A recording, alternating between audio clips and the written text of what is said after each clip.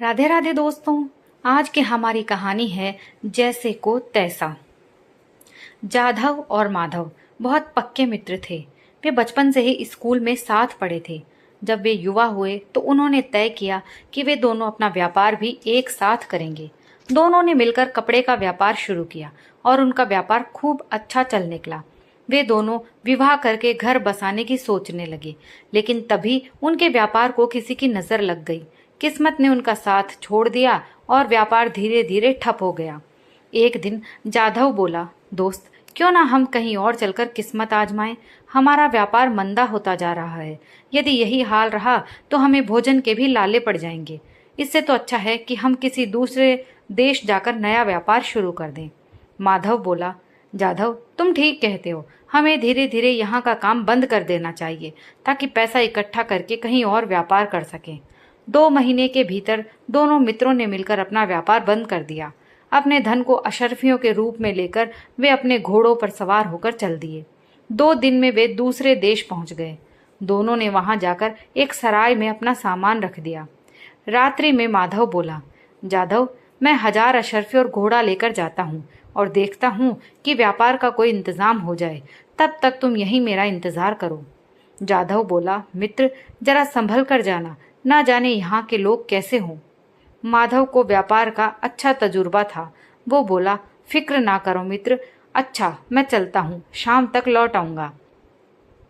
थोड़ी ही दूर जाने पर एक व्यक्ति ने पूछा, क्यों भैया, क्या घोड़ा बेचने जा रहे हो? माधव बोला, कोई खास इरादा तो नहीं है, पर कोई अच्छा खरीदार मिल जाए तो बेच भी सकता हूँ। वो व्यक्ति बोला, मैं तुम्हारा घोड़ा खरीदने को तैयार हूँ।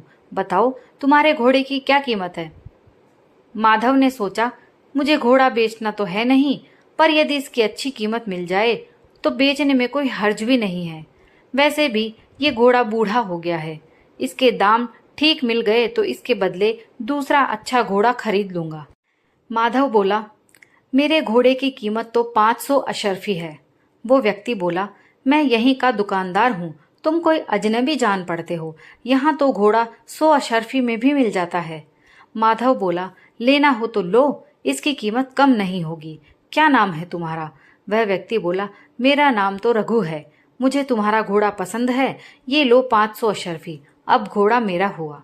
माधव ने खुश होकर 500 अशर्फी ले ली और घोड़े से उतरकर घोड़े की जीन खोलने लगा ताकि अपनी अशर्फियां निकाल सके। लेकिन रघु माधव से बोला, अब ये घोड़ा मेरा हुआ तो इस पर से तुम कुछ नहीं ले सकते। हम यहाँ के व्यापारी हैं और जुबान के बड़े पक्के होते हैं। सौदा तय करते समय ये कतई तय नहीं हुआ था कि तुम इसकी जीन या कोई सामान उतार लोगे, इसलिए तुम अब घोड़े को हाथ भी नहीं लगा सकते। माधव बहुत परेशान था कि अब क्या करे। इतने में रघु घोड़े पर बैठकर उसे तेज दौड़ाता हुआ शहर की तरफ चला गया। माधव बहुत दुखी होता हुआ सराय लौट आया और अपने मित्र जाधव को सारी बात विस्तार से बताई। जाधव को रघु की चालाकी पर बहुत क्रोध आया और उसने मन ही मन उससे बदला लेने का निश्चय किया। अगले दिन सुबह जाधव तैयार होकर बोला, माधव, मैं शहर जा रहा हूँ। व्यापार के लिए कुछ ना कुछ इंतजाम करके लौटूंगा। तब तक तुम यहीं आराम करो। माधव बोला, ये 500 अशर्फियां साथ लेते जाओ। जाधव ने हंसते हुए जवाब दिया कि उसके लिए 25 अशर्फियां ही काफी हैं। फिर वो 25 अशर्फियां लेकर चल दिया। शहर में जाकर उसने रघु की दुकान के बारे में पता किया तो पता लगा कि रघु कसाई है और मीट बेचने का धंधा करता है। जाधव सीधा रघु की दुकान पर पहुंचा। उसने देखा कि रघु की दुकान काफी बड़ी थी। ऊपर छत पर उसके बच्चे खेल रहे थे। छज्जे पर स्त्रियां बैठी काम कर रही थीं। जाधव ने दुकान में प्रवेश किया तो देखा कि बकरे के सिर और मुर्गे की टांगें लटक रही थी। दुकान के पिछवाड़े के आंगन में घोड़ा बंधा था। रुक रुक कर घोड़े के हिन हिनाने की आवाज आ रही थी। जाधव ने पूछा, भैया, ये सिर और टांगे कितने की हैं? रघु बोला, ये एक सिर 1 अशर्फी का है और एक जोड़ी टांगे भी 1 अशर्फी की ही हैं। जाधव ने पूछा, क्या यहाँ सारे सिर और टांगों की कीमत 1 अशर्फी ही है? रघु ने नम्रता से जवाब दिया, हाँ, सभी सिर और टांग की जोड़ी की कीमत 1 अशर्फी है। इस पर जाधव ने कुछ सोचा और पूछा, पक्की बात है ना कि हर सिर की कीमत 1 अशर्फी है? रघु झुंझलाकर बोला, कह तो दिया कि हर सिर की कीमत 1 अशर्फी है, क्या लिख कर दूं? जाधव ने 25 अशर्फी निकालकर रघु के हाथ में रखी और बोला, मुझे 25 सिर चाहिए। रघु बोला, पर मेरे पास तो सिर्फ 5 ही सिर हैं, बाकी के तुम कल ले जाना।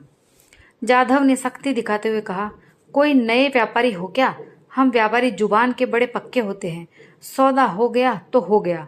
दुकान के ऊपर भी बहुत सारे सिर हैं, मुझे अभी की अभी 25 सिर चाहिए।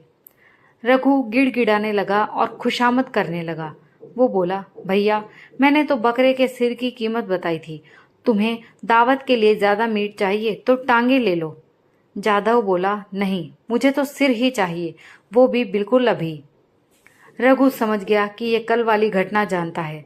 तुरंत खुशामद करने लगा कि मेरे बीवी बच्चों को छोड़ दो। वो बोला, भैया आप माधव के ही कोई परिचित जान पड़ते हो। लो भैया, आप अपना घोड़ा भी ले जाओ और 1000 अशर्फी भी ले जाओ, पर मेरे बीवी और बच्चों की जान बख्श दो। जाधव ने अपनी 1000 अशर्फियां और घोड़ा लिया और सराय के लिए चल दिया। दोस्तों, ये कहानी यहीं समाप्त होती है। अगर आपको कहानी पसंद आई हो तो प्लीज़ लाइक, शेयर और सब्सक्राइब ज़रूर कीजिए। कहानी सुनने के लिए आप सभी का बहुत बहुत धन्यवाद।